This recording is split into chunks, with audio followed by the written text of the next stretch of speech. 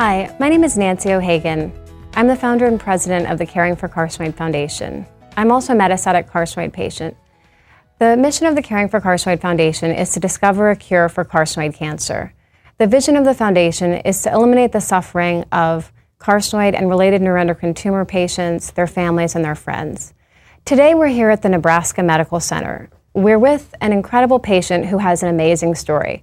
Her name is Ruth Gerdes. Ruth, thanks so much for joining us today.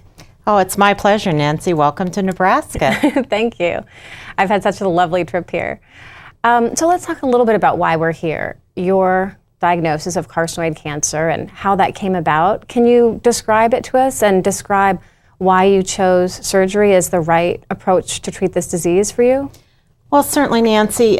Surgery for me was actually a very easy decision after I did a lot of research. And the ease of the decision was very simple because everything I read in the research told me that the only option for a long-term benefit was surgery. No, traditional chemo and radiation really don't work for this type of cancer.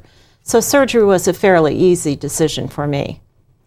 And what did you think when you first heard carcinoid cancer?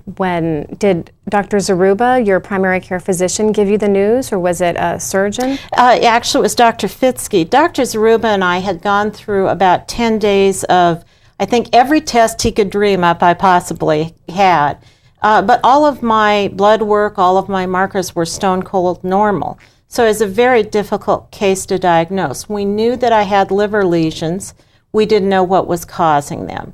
And the first test that he did was a CAT scan, and we were told that was clear. So we went on to the series of next and next and next. And after about 10 days, Dr. Zaruba called a halt, and he said, "This just doesn't make any sense." So he went back and went back to the imaging center where I had the CAT scan done, and basically asked them firmly, but politely, to reread it.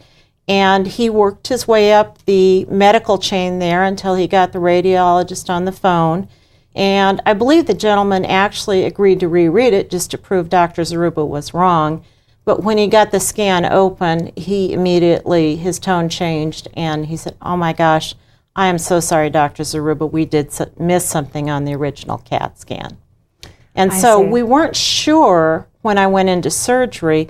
I went into surgery for a mass in the midgut, as most carcinoids start with, or a lot of us do. Right. And so what kind of symptoms did you have that prompted you to go to Dr. Zaruba in the first place? I didn't have a symptom. Mine was found incidentally. I had had a procedure done in October, had gotten an infection, and through that infection, they did an MRI of my liver.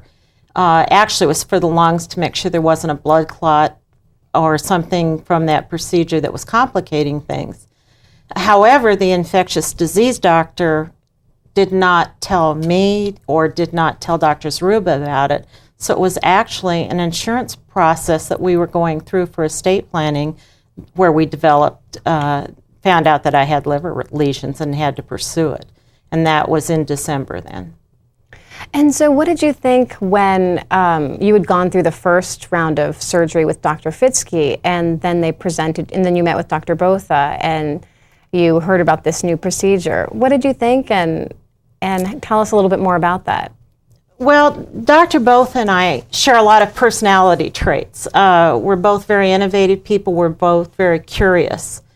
And I had done a lot of research between my bowel resection and meeting with Dr. Botha. And when he started telling me what he wanted to do and how he wanted to do it, it made very good sense to me. I didn't even bother me in the least, even though he was talking about something that had never been done in the U.S. He had good reason and he explained it very well to me. So I was very ready to do the surgeries. Terrific. And tell us a little bit about them. What did you think when you were going in to be the first patient in the U.S. to undergo this procedure? Well, I had wonderful support from my family and friends. I had wonderful medical help. I have a primary care physician. I live in a small rural town in Nebraska of 3,500 people, And I actually believe I probably have the best primary care person in the world for carcinoid cancer. He's curious by nature, as am I, and he and I did research together. We spent a lot of time on this and before we agreed to it. I think Dr. Botha and Dr. Zaruba will tell you I'm probably the question queen, because I would come up with questions, they would answer them, that would generate more questions. But that allowed me the freedom as we went through everything to be very committed to this. And really, Nancy, my reason for being public about everything that I went through is 90% of me, it was a very easy decision to be public. But the other 10% of me caused me pause, and the real pause in my being public about all of this is I'm very